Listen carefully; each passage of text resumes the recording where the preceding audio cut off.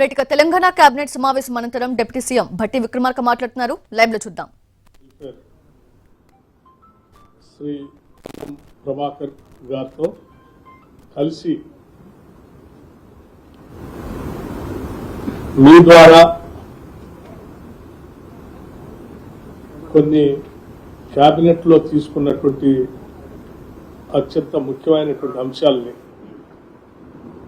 రాష్ట్రంలో ఉన్నటువంటి ఉద్యోగ సంఘాలకి ఉద్యోగస్తులకి అట్లాగే రాష్ట్ర ప్రజలకు కూడా తెలియజెప్పాలనే ఆలోచనతోనే మీతో కూర్చున్నాం.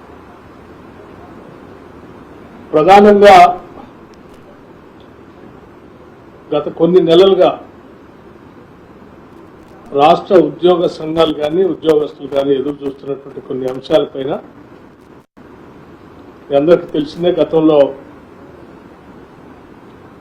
నవీన్ మిట్టల్ గారి ఆధ్వర్యంలో కొద్దిమంది అధికారులతో ఉద్యోగస్తులతో మాట్లాడటానికి ఒక కమిటీ వేయటం జరిగింది. అట్లాగే వారి సమస్యలన్నింటినీ కూడా అధికారులు ఉద్యోగ సంఘాలు మాట్లాడి ఇచ్చినటువంటి అంశాలని క్యాబినెట్ సబ్ కమిటీ ఆధ్వర్యంలో పూర్తిగా చర్చించి వారు కోరిన కోరికలను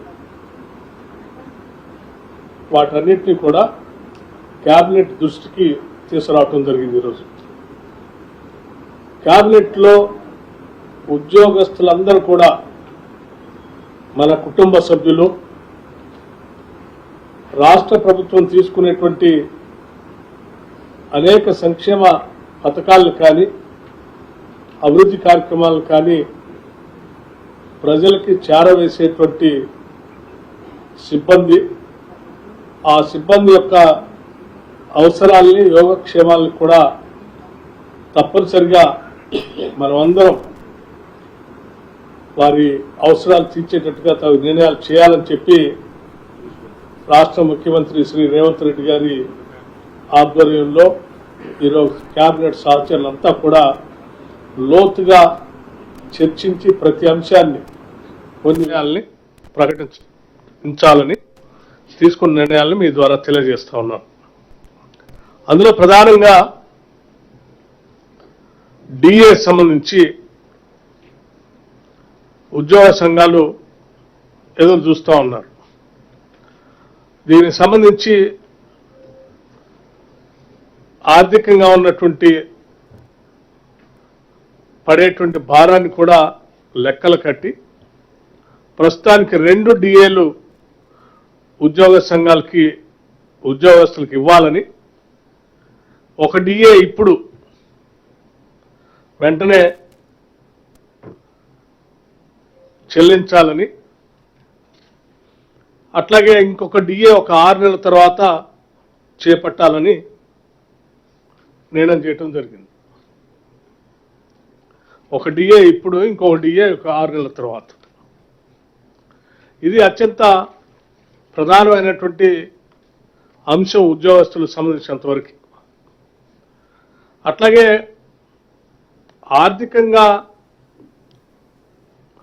రాష్ట్ర ప్రభుత్వం పైన, ఖజానా పైన పడేటువంటి భారాలు సంబంధించినటువంటి అంశాలు, ప్రధానమైనటువంటి అంశాలు కూడా వారికి ఉపయోగకరంగా ఉండేటట్టుగా కొన్ని నిర్ణయాలు చేయటం జరిగింది. దాంట్లో హెల్త్ కార్డ్స్ సంబంధించి ఒక ప్రధానమైనటువంటి అంశం. హెల్త్ కార్డు సంబంధించి వారు ప్రత్యేకంగా ఉద్యోగస్తులతో కానీ నాతో కానీ మాట్లాడినప్పుడు ప్రతి ఉద్యోగి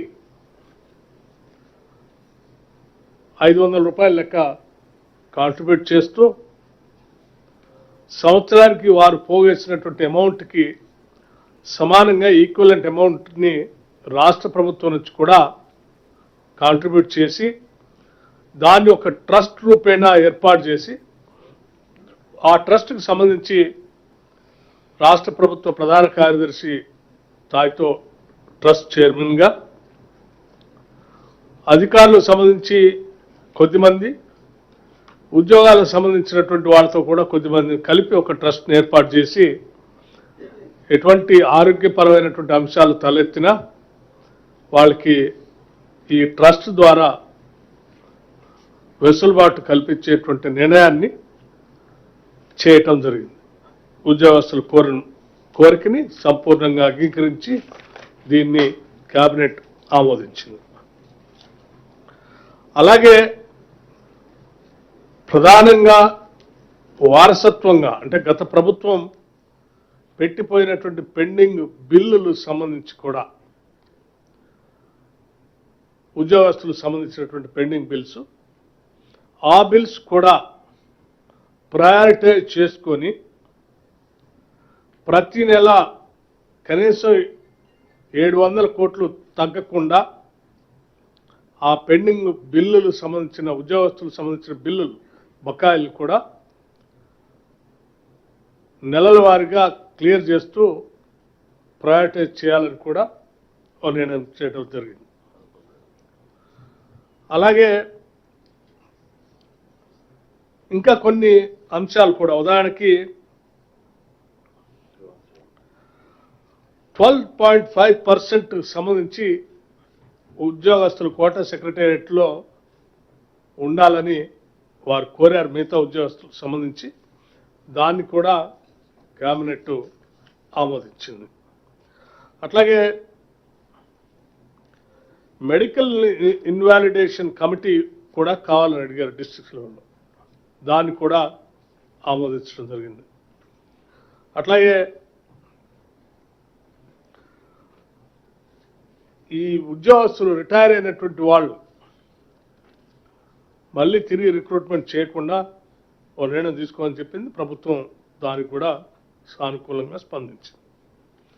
అట్లాగే గ్రామ పంచాయత్లో పనిచేస్తున్నటువంటి సెక్రటరీస్ సంబంధించిన క్యాడర్ ర్యాంకు సంబంధించి ఒక గ్రేడింగ్ ఒక నిర్ణయం తీసుకోవాలంటే గ్రామ పంచాయతీల గ్రేడింగ్ ప్రకారం వారికి ఆ గ్రేడింగ్ ఇచ్చేటువంటి కార్యక్రమం కూడా చేస్తామని చెప్పాం.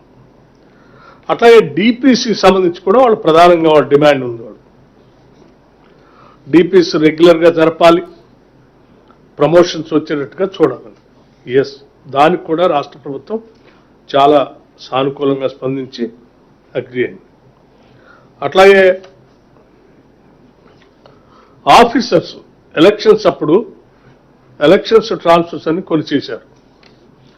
ఆ ఎలక్షన్స్ టైంలో చేసిన ట్రాన్స్ఫర్స్ని మళ్ళీ తిరిగి బ్యాక్ తీసుకురావాలని ఒక కోరారు, డిమాండ్ పెట్టారు. దానికి కూడా రాష్ట్ర ప్రభుత్వం అంగీకరించింది. అట్లాగే కంపాషనేట్ అపాయింట్మెంట్స్ జిల్లా పరిషత్ సంబంధించి పెండింగ్ ఉన్నటువంటి వాటిని కూడా క్లియర్ చేయాలని అడిగారు. క్యాబినెట్ దానికి కూడా ఒప్పుకుంది. ఒక డైరెక్టరేట్, నర్సింగ్ డైరెక్టరేట్ కూడా కావాలని అడిగారు. దానికి కూడా ప్రభుత్వం అంగీకరించింది. ఇలా అనేక రకాలైనటువంటి అంశాలు, ఉదాహరణకి అంగన్వాడీ వర్కర్స్ సంబంధించి, టీచర్స్ సంబంధించి రిటైర్మెంట్ బెనిఫిట్స్ని ఒక 2 లక్షల దాకా పెంచవచ్చు చెప్పారు. దానికి కూడా ప్రభుత్వం సానుకూలంగా స్పందించి ముందుకు పోతా ఉంది. లేకపోతే రెంటల్స్, పెండింగ్ రెంటల్స్, హైర్డ్ వెహికల్స్కి ఉద్యోగస్తులు పనిచేసే క్రమంలో హైర్ చేసినటువంటి వెహికల్స్ సంబంధించిన బిల్స్ పెండింగ్ ఉన్నాయి. వాటిని వెంటనే క్లియర్ చేయమని అడిగారు. వాటిని కూడా క్లియర్ చేయడమే కాకుండా దాని రేట్ ఫిక్సేషన్ కూడా కొంత పెంచమని అడిగారు. దాన్ని కూడా సానుకూలంగా స్పందించి ఆ రేట్ను కూడా ఫిక్స్ చేస్తూ ఉన్నారు. ఇట్లా అనేక అంశాలు రాష్ట్ర ప్రభుత్వానికి సంబంధించి 317 జియో సంబంధించి కూడా ఎగ్జామిన్ చేస్తూ ఉన్నారు.